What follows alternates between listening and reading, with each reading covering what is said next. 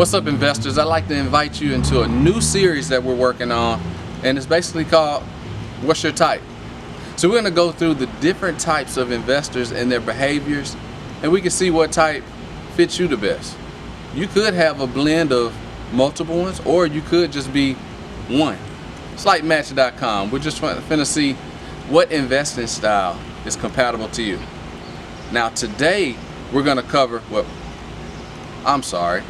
First, before we do that, I need you to hit the like button, subscribe for me, and turn on those post notifications. Alright, you ready to go? Cool.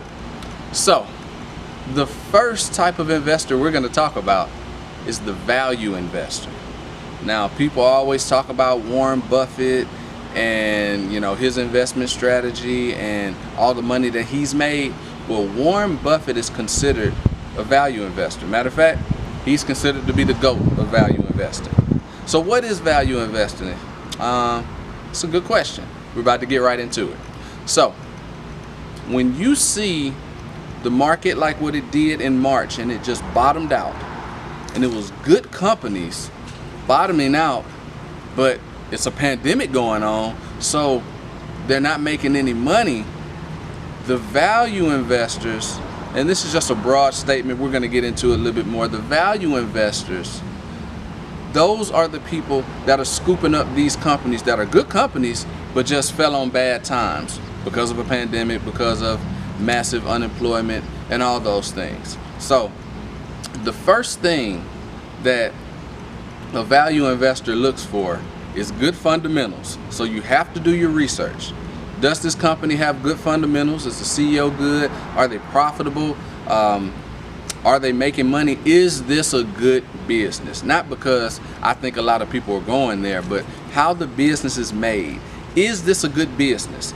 That's the first aspect of value investing. Looking at all the metrics and saying, you know what, their fundamentals are good. They're going to be here for a minute. So the next thing by finding a good value is basically, if you got those good fundamentals and that price is low, meaning the stock is considered to be undervalued. What does that mean? Well, let's just say it's usually trading at $23, but for some reason this company is trading at $15. It could be that Wall Street is just not favoring them right now. It could be that they're going through a period of transition or changes. However, it's still a good company.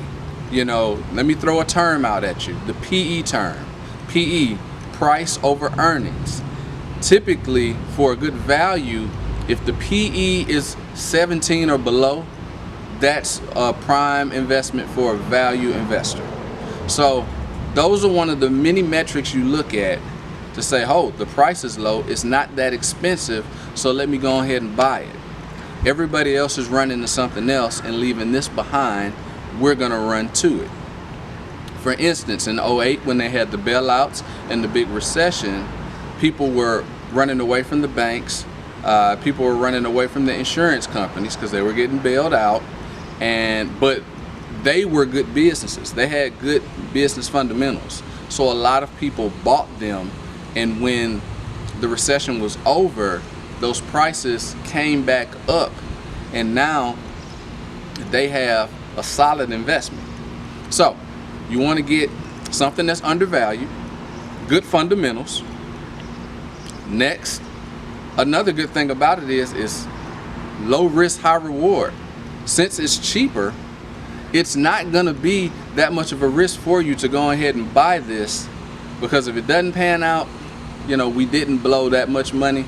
But if it does, our ceiling is high. Our ceiling is up. We can just make a whole bunch of money off this. So what we do in value investing is we buy low, buy when it's undervalued, and right before it's considered overvalued, when everybody is running to it and the price is getting out of hand, then we get out of it. We sell. Typically that takes years and years of time.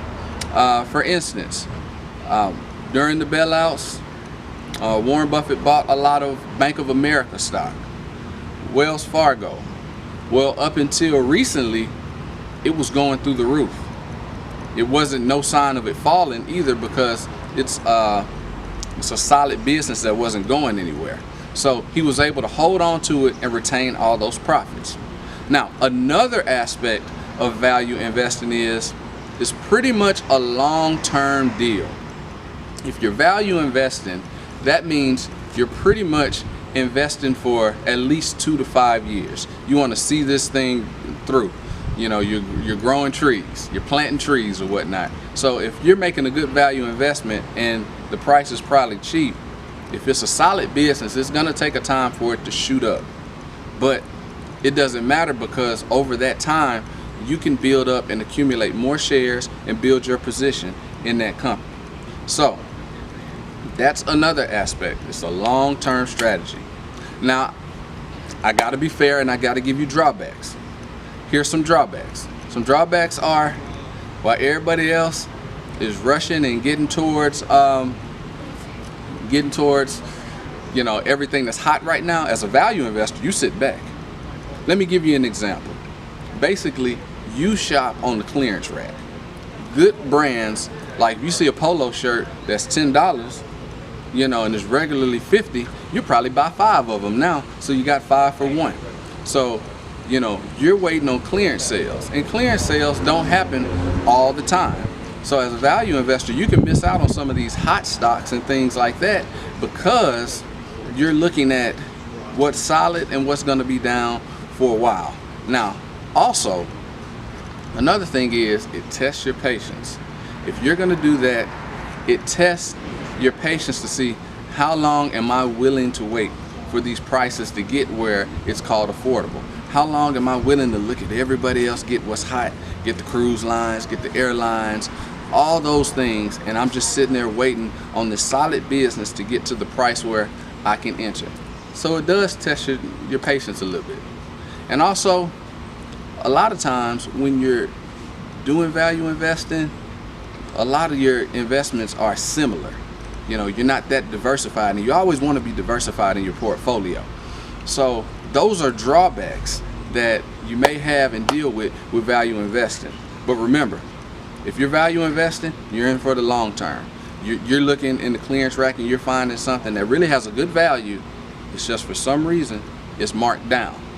So is this you? Is this the type of investing that you want to do?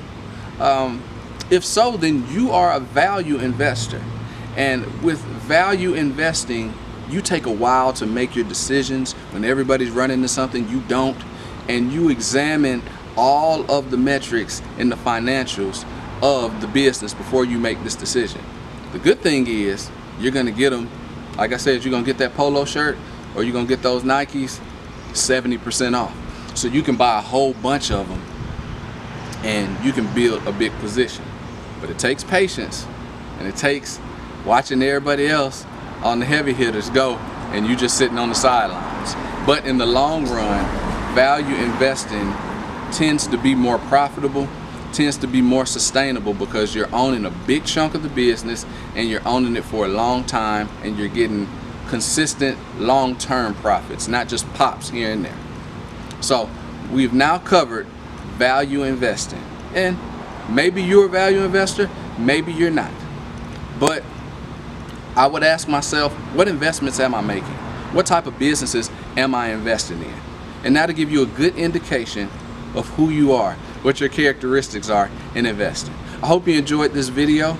We're dropping content like this every week, and we look forward to seeing you next time. Strong Mind Legal Money.